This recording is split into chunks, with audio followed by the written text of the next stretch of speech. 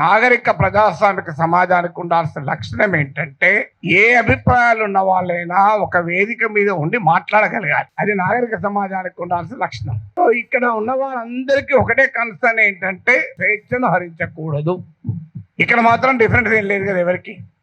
భావ ప్రజ్ఞ స్వేచ్ఛను హరించకూడదు. భారత రాజ్యాంగం కల్పించిన ఆర్టికల్ 19(1)A కల్పించిన భావ ప్రజ్ఞ స్వేచ్ఛను హరించకూడదు. హరిస్తే ఏం చేస్తారు?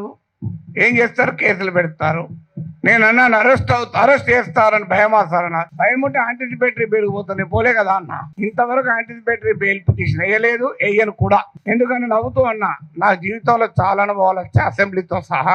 జైలు అనుభవం రాలే, అది కూడా పోయి చేస్తే నా ఆత్మకథ పూర్తవుతుంది, ఇంకో చాప్టర్ అని చెప్పాను. సో అందువల్ల అరెస్ట్లకు భయపడే వాళ్ళం అయితే ఇక్కడ దాకా రాకనే పోయేవాళ్ళం. నేను 30 ఏళ్ల వయసులో యూనివర్సిటీలో అసిస్టెంట్ ప్రొఫెసర్ గా ఉన్నప్పుడు times of India group daily independent కు ఒక ఆర్టికల్ రాశారు. అప్పుడు ముఖ్యమంత్రి నెదురుమల్లి జనార్దన్ రెడ్డి పైన glad to see him go అని రాశారు. అప్పుడు చీఫ్ మినిస్టర్ ఆఫీస్ నుంచి వైస్ ఛాన్సలర్ ఫోన్ వస్తే నన్ను పిలిపించాడు. ఏం నాగేశ్వర పెళ్ళై 4 ఏళ్ళు అయింది, కొడుకు పుట్టి 1 year కూడా కాలే, ఇప్పుడు మన ఉద్యోగం తీసేస్తే ఏమైతుంది అన్నాడు. నేను తీసేయమన్నాడు సార్ మీ సీఎంను.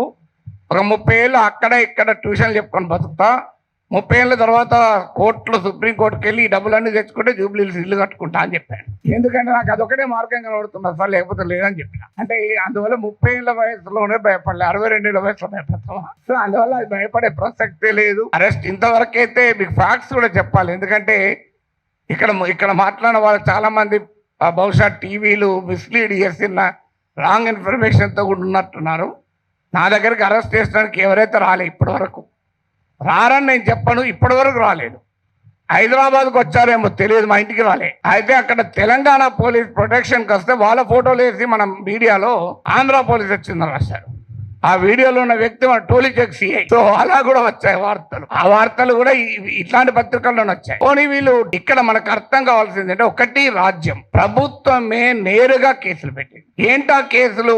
కులచిచ్చు పెట్టానట. నేను నా మాటలో ఎక్కడ కులం అన్న పదమే లేదు, కులచిచ్చు పెట్టాను. పవన్ కళ్యాణ్ మాటల్లో కూడా చెప్పాడు కులం అని. అసలు నేను ఎక్కడ కులం తీసానో నాకు ఇప్పటికి అర్థం కాలే. ఇప్పుడు ఒక అంశం వచ్చినప్పుడు అనేక మంది భిన్నమైన అభిప్రాయాలు ఉన్న వారు ఆ అంశాన్ని వరకు సమర్థిస్తుంటారు.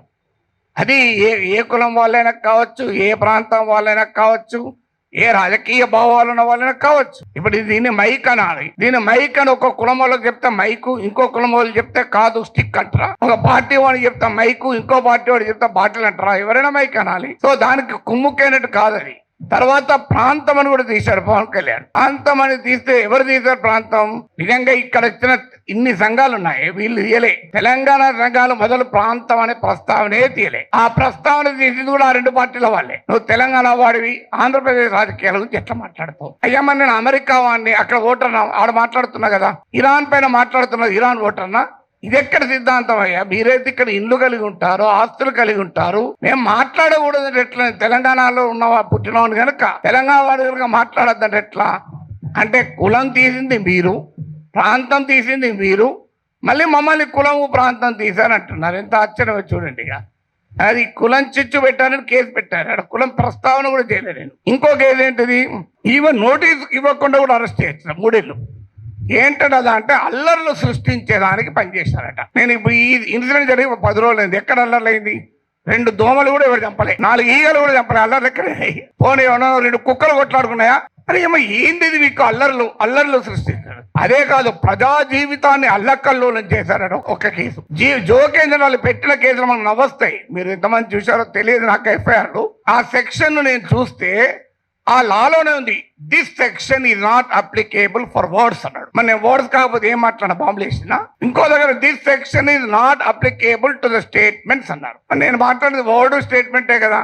అంటే అప్లికేబుల్ కాదని చట్టంలో ఉన్న కేసు పెట్టారు. ఇక చూడండి, ఇక్కడ మనకు అర్థం కావాల్సింది అంటే, చాలా మంది మిత్రులు మాట్లాడారు, నేను మాట్లాడిన అంశం అసలు ఇష్యూనే కాదు, అది ఇష్యూనే కాదు. నన్ను కులం అన్నారు. ఇప్పుడు ఇంతకుముందు విమలక్క గారు చెప్పారు, నేను ఏ కులంలో పుట్టాలనే హక్కు నాకుంటే, అది అవకాశం నాకుంటే అది నేను డిసైడ్ చేసుకుంటాను. ఎక్కడో చోట పుట్టిన తర్వాత ఎక్కడ ఉన్నాం అనేది పాయింట్ కదా. చిన్నప్పటి నుంచి అణగారిన కులాల కొరకే పనిచేశాను తప్ప అణగారిన జాతుల కొరకు వర్గాల కొరకే మాట్లాడాను. ఇక్కడ కాదు, ప్రపంచంలో ఎక్కడ అణిచివేతుంటే అక్కడ మాట్లాడాను. మాట్లాడడం. ఇక్కడ కాదు, ఏ వెనుజులాలో నా కులం ఉందా, నా ప్రాంతం ఉందా, వెనుజులాలో అణచివేత గురించి, క్యూబాలో అణచివేత గురించి మాట్లాడాం, కొలంబియాలో మాట్లాడాం. అక్కడ ఎవరి కులాలు ఉన్నాయి, ఎవరు ఏమున్నాయో మాకు. సో ఎక్కడ అణచివేత ఉంటే అక్కడ మాట్లాడతాం.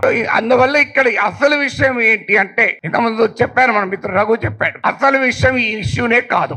ఇష్యూ ఏంటి, ఆంధ్రప్రదేశ్ కు విశాఖపట్నానికి రైల్వే జోన్ ఇచ్చాడు. ఆ ఇచ్చినట్టే ఇచ్చి ఆదాయం వచ్చే కిరండాల్ కోరాపుట్ లైన్ తీసేసి ఇచ్చారు.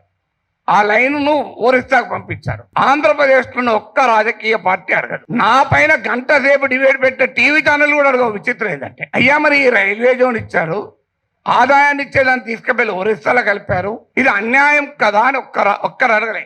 నాగేశ్వర్ పైన 1 hour డిబేట్ పెట్టిన వాళ్ళకు ఆంధ్రప్రదేశ్ ప్రజల కోసం అవసరమైన ఈ ఒక్క టాపిక్ మీద ఎందుకు డిబేట్ పెట్టరు? ఆన్సర్ లేదు. ఇక మీకు మచిలీపట్నం పామర్రు ప్రాంతంలో మీకు విలువైనటువంటి ఆయిల్ అండ్ గ్యాస్ నిక్షేపాల్ని ఓఎన్జీసీ కనుగొంటే అత్యంత చరిత్ర జరిగిన దుర్మార్గ చరిత్ర గల వేదాంతకి ఇచ్చేశారు. తూత్కుడిలో ప్రజల్ని చంపినటువంటి వేదాంతకి ఇచ్చారు. ఇది ఆంధ్రప్రదేశ్ లో ఏ ప్రధాన పార్టీలు రెండూ అడగలే. ఇక్కడ నా పైన డిబేట్ పెట్టిన టీవీ వాళ్ళు అడగలే. విచిత్రం ఇది. కానీ నేను అడిగాను, అది కోపం ఏంటంటే ఇలాంటి ఉదాహరణ 100 చెప్పగలుగుతాను. అందువల్ల పబ్లిక్ గా క్వశ్చన్ చేయకూడదు. అందువల్ల ఒక్కసారి బెదిరిస్తే దాన్ని డాక్ట్రిన్ ఆఫ్ చిల్లింగ్ ఎఫెక్ట్ అంటారు. అంటే ఒక బెదిరిస్తే వీడు నోరు విప్పడని. కానీ గుర్తుపెట్టుకోవాలి, ఎంత బెదిరిస్తే అంత బిగ్గరగా అడుగుతాం, పని కట్టుకొని కూడా అడుగుతాం. అదే నేను అన్నది. అదే అని యుద్ధం మీరు మొదలు పెట్టారు, నేను ముగిస్తాను అన్నారు. మళ్ళీ దాన్ని పెట్టుకొని యుద్ధం చేస్తావట అంటారు. అయ్యా నేను ఏమన్నా అందులో క్లియర్ గా నా ప్రజా సమస్యల పైన అంటే ఇప్పుడు ఇంకా దానిపైన కేసు పెట్టలేదు. బహుశా ఎఫ్ఐఆర్ ఛార్జ్ షీట్లు అడిగేస్తారో తెలియదు. కానీ ఒక్కటి మాత్రం మళ్ళీ చెప్తున్నాను, మీరు అరెస్ట్ చేసుకుంటారా, కేసులు విత్డ్రా చేస్తారా, చెయ్యరా, అది మీ ఇష్టం. మేము మాత్రం మాట్లాడుతూనే ఉంటాం. We will die but we will not give up our right to free speech అన్నది మా మాట. చావనన్నా చేస్తాం కానీ మాట్లాడే హక్కును వదులుకోము. నీకే అణిచివేత వేసినా దానికి మేము సిద్ధం. సంతోషం. మీరు వస్తారంటే చెప్పండి, టైము ప్లేస్ కూడా చెప్పండి, ఆడికి వస్తా, కావాలంటే అరెస్ట్ చేసుకోండి. Thank you very much.